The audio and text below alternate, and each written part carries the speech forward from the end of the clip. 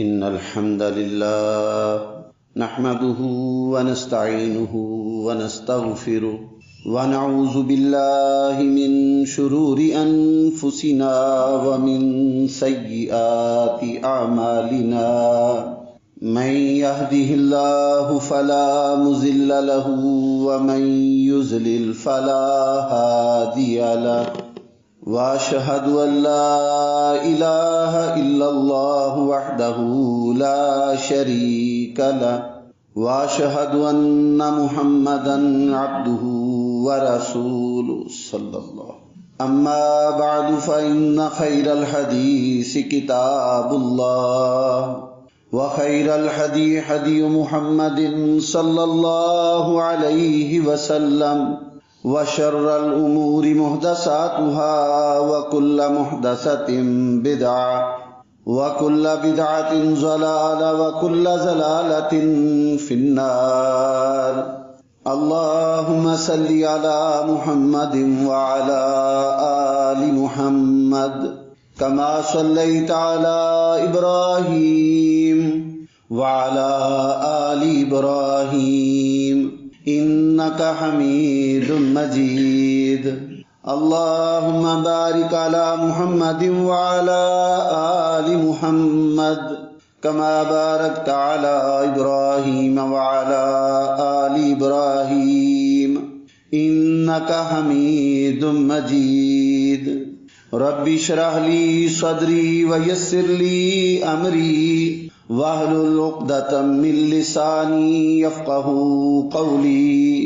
سبحانك لا علم لنا إلا ما علمتنا إنك أنت العليم الحكيم. أما بعد فأعوذ بالله السميع العليم من الشيطان الرجيم من همزه ونفخه ونفسه. بسم اللہ الرحمن الرحیم. یا ایہا الذین آمنوا کتب علیکم الصیام کما کتب علی الذین من قبلکم لعلکم تتقون. وقال اللہ عز وجل علم اللہ انکم کنتم تختانون انفسکم فتاب علیکم وعفا عنکم. اللہ رب العزت کی طرف سے بڑا ہی رحمتوں، برکتوں، سعادتوں، مغفرتوں والا مہینہ رمضان المبارک ہمارے پاس آنے کے لیے بالکل تیار ہے. بڑے ہی خوش قسمت، سعادت مند لوگ ہوتے ہیں کہ جن کو زندگی میں یہ رمضان نصیب ہوتا ہے اور وہ اس رمضان المبارک سے فائدہ اٹھاتے ہیں. جس بندے کو زندگی میں یہ ماہ مبارک مل جاتا ہے وہ اس سے پہلے جو اللہ کے پاس چلے گئے ان سے بہت زیادہ نیکیوں میں، سعادتوں میں آگے بڑھ جاتا ہے. ہمارے پیارے پیغمبر امام الانبیاء جناب محمد الرسول اللہ صلی اللہ علیہ وسلم کے پاس دو آدمی آئے، ایک ہی وقت میں اسلام قبول کیا. ان دونوں میں سے ایک بڑا ہی نیک، متقی اور پرہیزگار تھا، جبکہ اس کے مقابلے میں دوسرا اتنا زیادہ نیک، متقی اور پرہیزگار نہیں تھا. اتفاق ایسا ہوا کہ وہ جو بڑا ہی نیک، متقی اور پرہیزگار تھا اس کو اللہ تعالیٰ نے شہادت کی موت عطا کر، اور جو اتنا زیادہ نیک نہیں تھا وہ اس کے 1 سال بعد طبی موت فوت ہو گئی.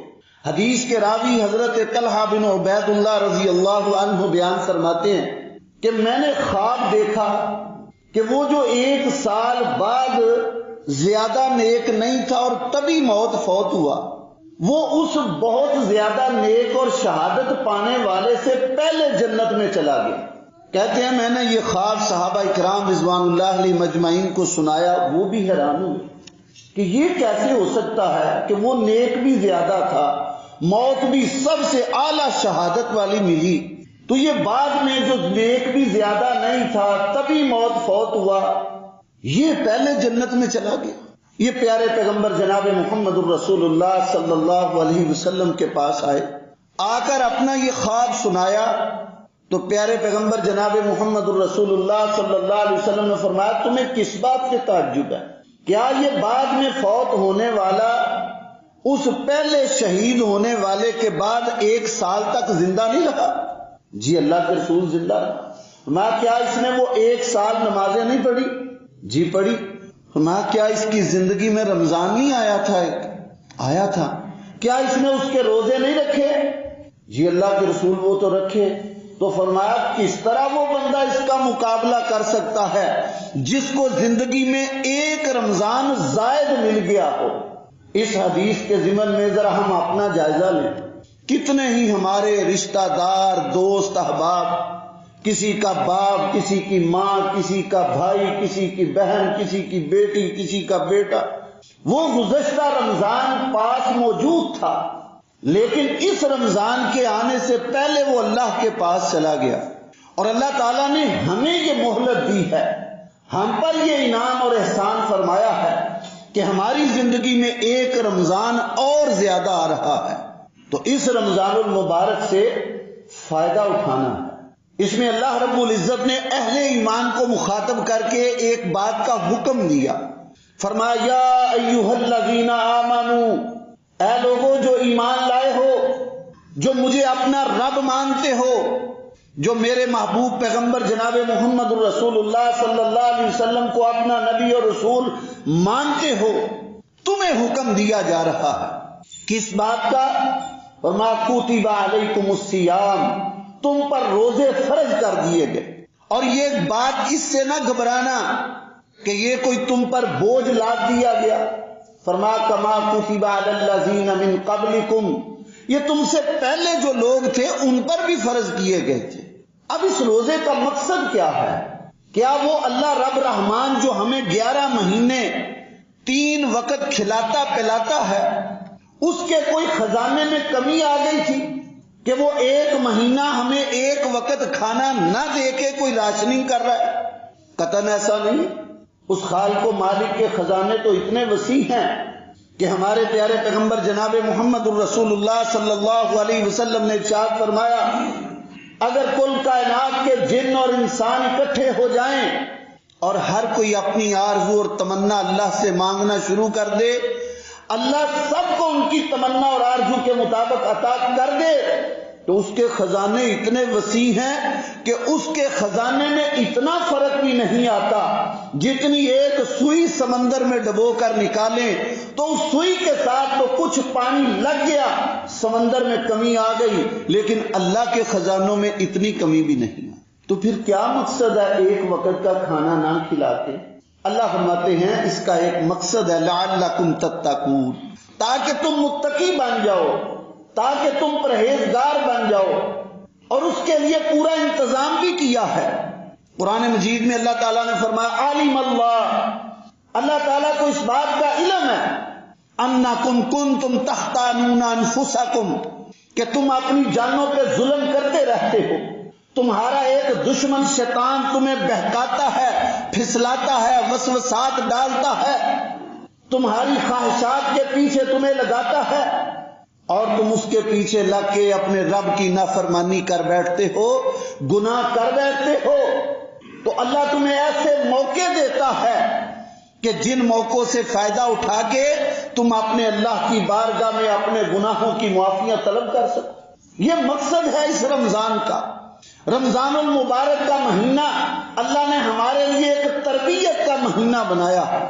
پورا مہینہ اللہ تعالیٰ ہماری ٹریننگ کرتے ہیں، تربیت کرتے ہیں، اور پھر اگلے 11 مہینے اس تربیت سے جو سبق حاصل ہوتے ہیں ان کے مطابق ہم اپنی زندگی بسر کرتے رہے۔ ہمارے پیارے پیغمبر جناب محمد الرسول اللہ صلی اللہ علیہ وسلم نے ارشاد فرمایا جب رمضان کا چاند طلوع ہوتا ہے زلزلت الشیاطین، بڑے بڑے سرکش شیطان جو لوگوں کو گناہ کی طرف لے کے جاتے ہیں، اللہ کی بغاوت اور نافرمانی کی طرف لے کے جاتے ہیں، اللہ ان شیطانوں کو جکڑ دیتا ہے، سنگلوں میں ان کو قید کر دیتا ہے۔ کس لیے؟ کہ اس ماہ مبارک میں میرے بندے کی تربیت ہو، ٹریننگ ہو، پورا مہینہ یہ تربیت حاصل کر کے پھر اپنی زندگی کے اگلے 11 مہینے اسی انداز میں گزاریں۔ یہ پورا مہینہ ہماری تربیت ٹریننگ ہے، اور وہ تربیت کا اثر بھی نظر آتا ہے۔ آج کا جمعہ یہ رمضان المبارک سے پہلے آخری جمعہ ہے۔ آئندہ انشاءاللہ جو جمعہ ہوگا وہ انشاءاللہ رمضان المبارک میں ہوگا۔ آپ اس تربیت کا حصہ دیکھ لیجئے گا، شیطان کے جکڑے جانے کے انداز کا اثر دیکھ لیجئے گا۔ آج آپ جتنے افراد اذان سے پہلے مسجد میں آئے ہیں، دیکھ لیجئے اگلے رمضان میں اس سے کتنے زیادہ افراد وقت سے پہلے جمعہ کی ادائیگی کے لیے آتے ہیں۔ یہ بہت بڑا اثر ہے رمضان المبارک کا ہماری زندگی، اور اللہ یہ تربیت کرتے ہیں انسان کے عقیدے کے حوالے سے، اس کے اعمال کے حوالے سے۔ اب عقیدے کے حوالے سے یہ روزہ بہت بڑی تربیت ہے۔ جس بندے نے روزہ رکھا ہو، روزہ اللہ کے لیے رکھا ہو، ہمارے پیارے پیغمبر جناب محمد الرسول اللہ صلی اللہ علیہ وسلم نے ارشاد فرمایا، من صام رمضان ایمانا واحتسابا غفر له ما تقدم من ذنبه، کہ جس نے ایمان کی حالت میں ثواب کی نیت سے روزہ رکھا رمضان کا، اس کی زندگی کے پچھلے گناہ معاف ہو جاتے ہیں۔ نتیجہ کیا نکلتا ہے؟ اس کا ایمان بڑھتا ہے۔ اب جس نے روزہ رکھا ہے اور حقیقی روزہ رکھا ہے، کیا ہوتی ہے کیفیت اس کی؟ گرمیوں کے دنوں کا روزہ ہو، بھوک اور پیاس تنگ کر رہی ہو، دکان پہ بیٹھا ہوا ہے، باہر سے گزرنے والی ریڑیوں سے کھجوریں بھی لیتا ہے، سیب بھی لیتا ہے، کیلے بھی لیتا ہے، کھانے پینے کا انتظام کرتا ہے کہ رات افطاری کے وقت کھائے گا۔ اب یہ دکان میں پاس پڑے ہوئے ہیں، فیکٹری میں دفتر میں پاس پڑے ہوئے ہیں پھل، بھوک بھی بڑی لگی ہوئی ہے، کوئی دیکھ بھی نہیں رہا، کوئی نہیں ہے دفتر میں دکان میں، بھوک بڑی ہے، لیکن کوئی بھی روزے دار اس پھل میں سے لے کر کھاتا کیوں جی؟ کھاتا کوئی؟ کیوں نہیں کھاتا؟ وہ یہ سمجھتا ہے کہ مجھے اگر کوئی نہیں دیکھ رہا تو میرا اللہ مجھے دیکھ رہا ہے۔ گرمی کا موسم ہو، بار بار گرمی کی شدت کی وجہ سے جسم خشک ہوتا ہے، نہانے کو دل کرتا ہے، ٹھنڈے پانی کا شاور کھولتا ہے، نیچے کھڑا ہو جاتا ہے، پانی سر سے پڑتا ہوا اس کے ہونٹوں پر آتا ہے، منہ کے اندر لے جاتا ہے، واش روم میں اکیلا ہے، کوئی دیکھنے والا نہیں، پیاس کی شدت ہے، حلق خشک ہو چکا ہے، پانی منہ کے اندر ہے، ایک قطرہ بھی اپنے حلق سے نیچے نہیں لے جاتا۔ کیوں؟ وہ یہ سمجھتا ہے کہ میں اگرچہ اکیلا ہوں، کوئی مجھے نہیں دیکھ رہا، پانی بھی میرے منہ کے اندر ہے، لیکن میرا رب مجھے دیکھ رہا ہے۔ تو یہ روزے کے ذریعے اللہ تعالیٰ تربیت کرتے ہیں ہماری کہ میرے بندے، جو ایک مہینے تیرا رب تجھے دیکھ رہا ہے نا، تو حلال چیز بھی نہیں کھاتا، حلال پانی بھی نہیں پی رہا، اس وجہ سے کہ میرا رب مجھے دیکھ رہا ہے، تو یہی تیرا رب سال کے باقی 11 مہینے بھی ہوتا ہے۔ اس کی قوت، قدرت، طاقت اسی طرح ہوتی ہے، اسی طرح وہ ہر لمحے تجھے دیکھ رہا ہوتا ہے، جس طرح روزے کی حالت میں تیرے دل میں اللہ کا ڈر اور خوف ہے، یہ سال کے باقی 11 مہینے بھی رہنا چاہیے۔ تو بند کمرے میں جا کے کوئی برائی گناہ کا کام کرنے لگے تو یہ روزے کا اثر باقی کے 11 مہینے تیرے جسم پہ ہو کہ تجھے ڈر آئے کہ مجھے کوئی نہیں دیکھ رہا، میرا اللہ تو دیکھ رہا ہے۔ عموماً انسان گناہ کرتے ہوئے دائیں بائیں آگے پیچھے دیکھتا ہے، کوئی مجھے دیکھ تو نہیں رہا، نہیں دیکھتا تو اوپر نہیں دیکھتا کہ مجھے میرا رب رحمان ہر حالت میں دیکھ رہا۔ تو یہ روزے کے ذریعے اللہ تعالیٰ تربیت کرتے ہیں۔ 2 خواہشیں انسان کی بہت بڑی ہیں، اور ان خواہشات کو پورا کرنے کے لیے انسان حد سے تجاوز کر جاتا ہے۔ ایک ہے مال کی خواہش، ایک ہے نفس کی خواہش۔ جب مال کی خواہش حد سے بڑھتی ہے، انسان چوریاں کرتا ہے، ڈاکے مارتا ہے، جھوٹ بول کے پیسہ کماتا ہے، سودی کاروبار کرتا ہے، رشوتیں لیتا ہے، لوگوں کی زمینوں پہ ناجائز قبضے کر لیتا ہے، اس لیے مال کی ہرس لالچ بڑھ گئی ہے۔ اب یہی انسان ہے، روزہ رکھا ہوا ہے، حلال چیز بھی نہیں کھاتا، تو یہ روزہ انسان کے لیے تربیت ہے، اس کی جو مالی خواہش ہے اس کو قابو میں لانے کے لیے۔ اسی طرح انسان کے اندر اللہ تعالیٰ نے نفسانی خواہش بھی رکھی ہے، اور اس کو پورا کرنے کے لیے اللہ رب العزت نے اس کے لیے حلال ذریعہ نکاح کا رکھا ہے۔ اب یہ وہ عمل ہے کہ نکاح کر کے اپنے گھر میں لے کے آیا، اس کے پاس قربت اختیار کرتا ہے۔ پیارے پیغمبر جناب محمد رسول اللہ صلی اللہ علیہ وسلم نے ارشاد فرمایا کہ جب یہ اپنی بیوی کے پاس خلوت اختیار کرتا ہے اللہ اسے صدقے کا اجر عطا کرتے ہیں۔ صحابہ اکرام رضوان اللہ علیہم اجمعین نے پوچھا، اے اللہ کے رسول صلی اللہ علیہ وسلم، وہ تو اپنی خواہش پوری کر رہا ہے، اجر کیوں؟ فرمایا اگر وہ اسی خواہش کو پورا کرنے کے لیے زنا اور بدکاری والا عمل کرتا، کسی غیر عورت کے پاس جاتا، تو کیا اسے گناہ نہ ہوتا؟ جی ضرور ہوتا۔ فرمایا اللہ نے اس پہ رحم فرمایا ہے، اس کو حلال ذریعہ اختیار کرنے کی توفیق دی ہے، اس لیے اللہ اسے اجر عطا کرتے ہیں۔ لیکن جب یہ خواہش حد سے بڑھتی ہے، لوگ کسی گندی محبت میں پڑ جاتے ہیں، پھر زنا، بدکاری، گندی فحش فلمیں، گانے، ڈرامے وہ ان کی طرف آ جاتے ہیں۔ لیکن روزے کی حالت میں انسان اپنی بیوی جس کو نکاح کر کے حق مہر ادا کر کے لے کے آیا ہے، جس کے پاس قربت اختیار کرنا صدقے کے برابر اجر ہے، اس کے پاس بھی نہیں جاتا۔ کیوں؟ اس نے روزہ رکھا۔ تو اللہ روزے کے ذریعے یہ تربیت کرتے ہیں کہ دیکھ اگر میرا حکم مان کے تو نے حلال ذریعے کو چھوڑا ہے تو میرا حکم مان کے تو حرام کو کیوں نہیں چھوڑ سکتا؟ یہ تربیت اللہ تعالیٰ روزے کے ذریعے ہماری کرتے ہیں۔ پھر روزے کی حالت میں وہ سردیاں ہو یا گرمیاں، بھوک کی ایک شدت ہوتی ہے۔ اب یہ 12 گھنٹے بھوک برداشت کرنا، پھر کھانے پینے کا سامان سامنے ہو، ایسی ایسی چیزیں کہ دیکھ کے منہ میں پانی آ جائے، اور گرمی کا موسم ہو تو پھر تو شدت ہی بڑھ جاتی ہے۔ اب اللہ تعالیٰ اس روزے کے ذریعے تربیت کرتے ہیں کہ اے میرے بندے دیکھ، یہ گرمیوں میں 14، 15، 16 گھنٹے کا روزہ، انسان کی حالت پتہ کیا ہوتی ہے؟ عصر کے بعد کوئی گھر والے کام کہہ دے وہ آگے سے گرم ہو جاتا ہے کہ تمہیں نہیں پتا میں نے روزہ رکھا ہوا ہے، مجھے روزہ لگ رہا ہے، میں کوئی کام نہیں کر سکتا۔ یہ کتنی دیر بھوکا رہا؟ 15-16 گھنٹے۔ تو اللہ تربیت کرتے ہیں میرے بندے دیکھ، دنیا میں وہ بھی انسان ہیں جن کو 2 دن ہو گئے کھانے کو کچھ نہیں ملا، 3 دن سے کھانے کو کچھ نہیں ملا، جن کے اوپر چھت نہیں ہے، وہ کھلے آسمان تلے پڑے ہوئے ہیں، نہ پینے کا پانی ہے نہ کھانے کو کوئی چیز ہے۔ ذرا اپنی حالت دیکھ، تو 14-15 گھنٹے بھوکا رہا، منہ دوسری طرف لگ گیا، تو ذرا ان کا بھی خیال کرنا۔ تو یہ جذبہ پیدا ہوتا ہے انسان کے اندر مال خرچ کرنے کا، وہ دوسروں کا بھی خیال کرتا ہے۔ روزے کی حالت میں اپنی کیفیت ایسی ہو گئی نا تو اس کے دل میں احساس پیدا ہوتا ہے۔ اللہ تعالیٰ یہ روزے کے ذریعے ہماری تربیت کرتے ہیں۔ دیکھ لیں رمضان میں سال کے عام دنوں کے مقابلے میں بہت زیادہ مال اللہ کی راہ میں خرچ ہوتا ہے، اور انسان کی خواہش ہوتی ہے کہ میں کوئی فقیر بھوکے لوگ جن کے پاس کچھ نہیں، کوشش کر کے ان کو دیتا ہے، ماہانہ راشن دیتا ہے کہ یہ سحری کر لیں، افطاری کر لیں۔ تو یہ اللہ روزے کے ذریعے ہماری تربیت کرتے ہیں۔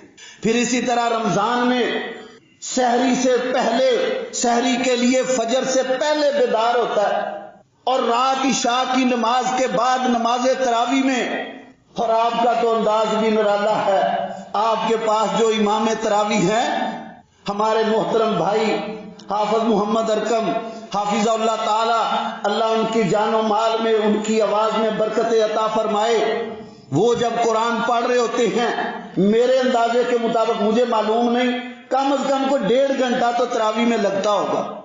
عشاء کی نماز پڑھ کے پھر رات کا قیام کر کے رات لیٹ سو کے پھر صبح فجر سے پہلے بیدار ہو جاتے ہیں سحری کے لیے۔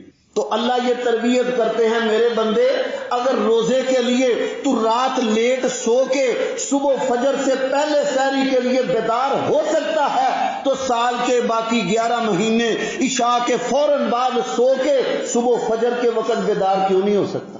یہ پورا مہینہ ہماری ٹریننگ ہے فجر با جماعت نماز پڑھنے کے۔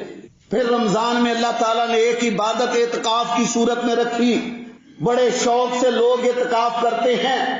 اللہ یہ تربیت کرتے ہیں کہ اے میرے بندے، اگر تو اعتکاف والی عبادت کے لیے اپنے گھر کو، بیوی بچوں کو، کاروبار کو، دکان کو، فیکٹری کو، دوست احباب کو چھوڑ کے صرف میرے ذکر، میری یاد کے لیے میرے گھر میں آ کے بیٹھ گیا ہے، کوئی تیرے دل میں ملال نہیں ہے میری دکان کا کیا بنے گا، کوئی تیرے دل میں فکر نہیں میری فیکٹری کا کیا بنے گا، گاہکوں کا کیا بنے گا، کاروبار کیسا چلے گا، تو صرف اللہ کو راضی کرنے کے لیے اعتکاف میں آ گیا.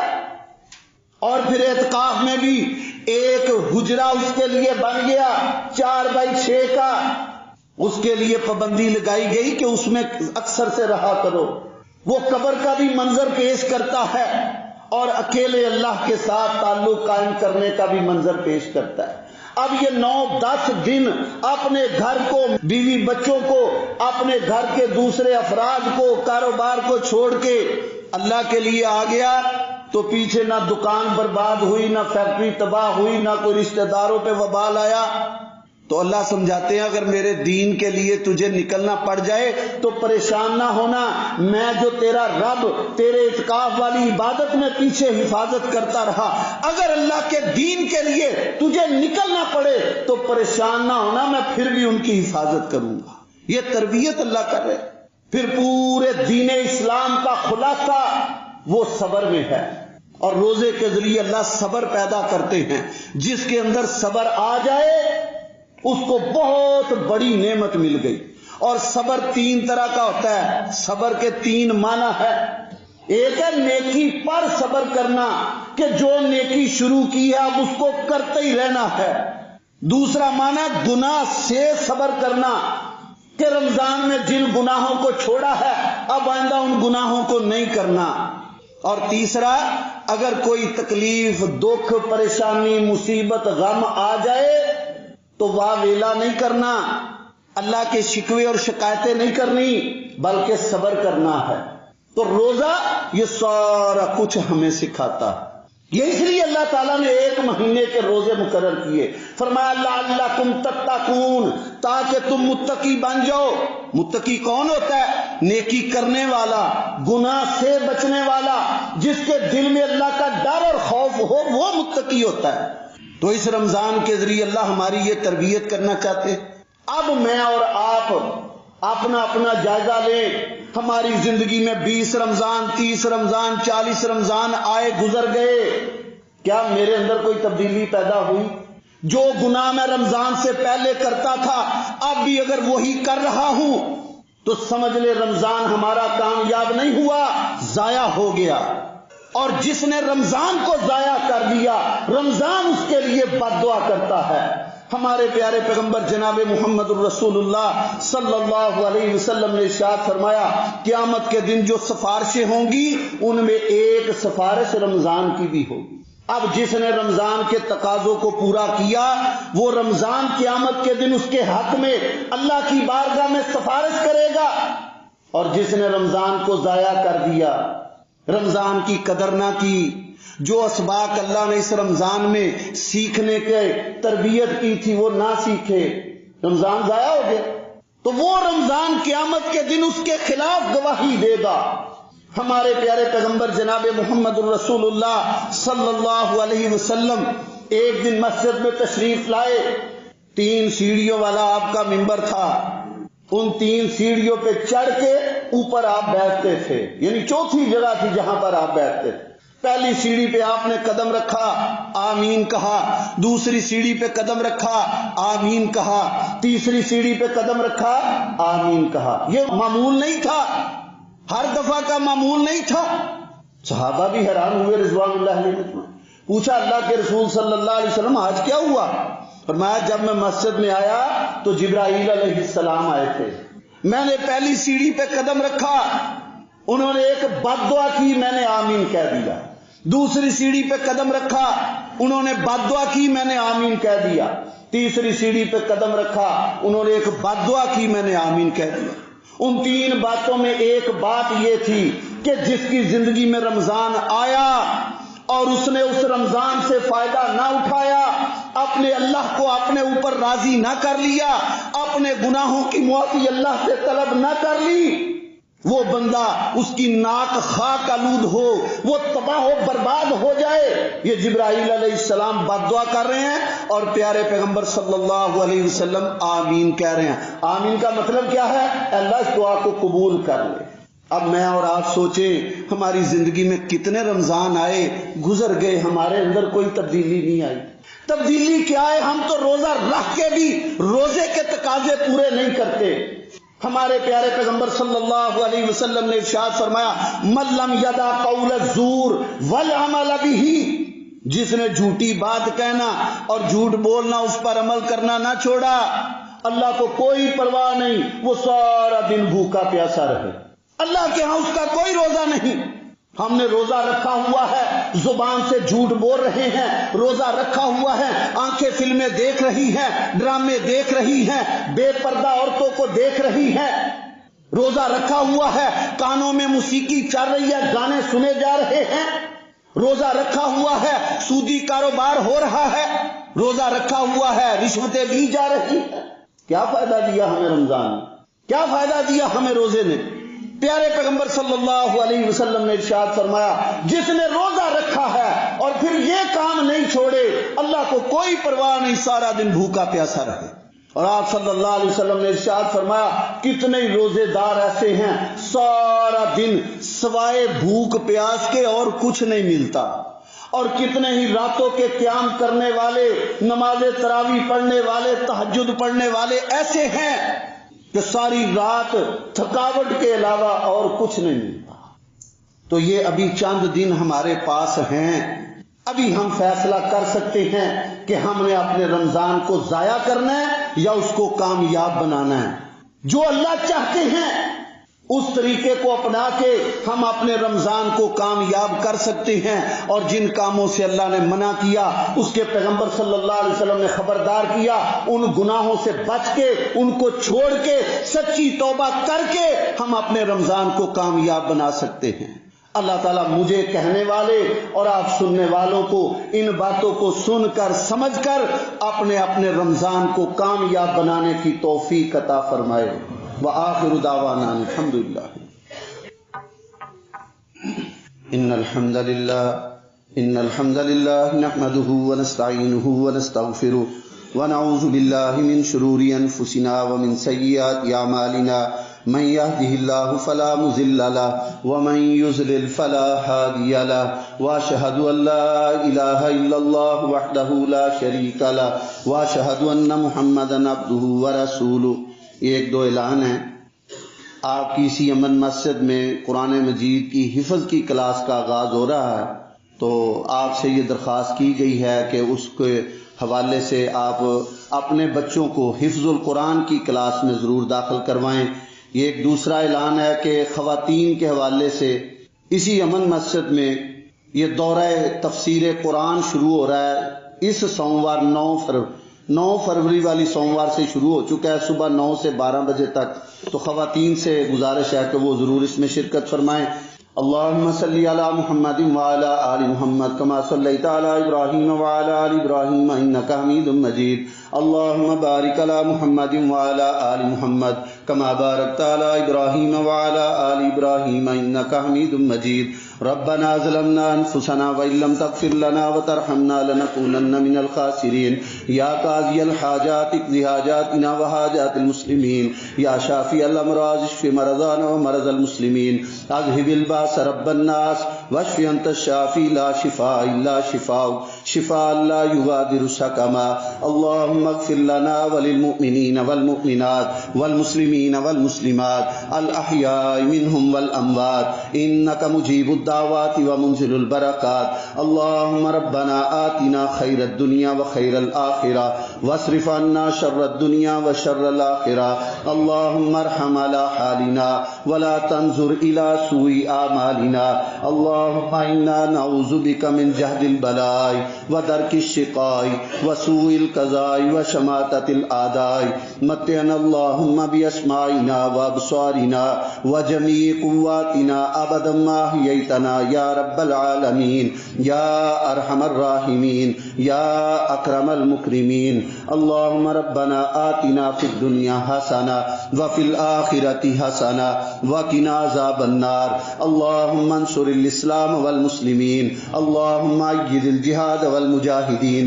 اللهم انصرنا ولا تنصر علينا وعزنا ولا تذلنا وأكرمنا ولا تهنا واغفر لنا وارحمنا أنت مولانا فانصرنا على القوم الكافرين. سبحان ربك رب العزة عما يصفون وسلام على المرسلين والحمد لله رب العالمين.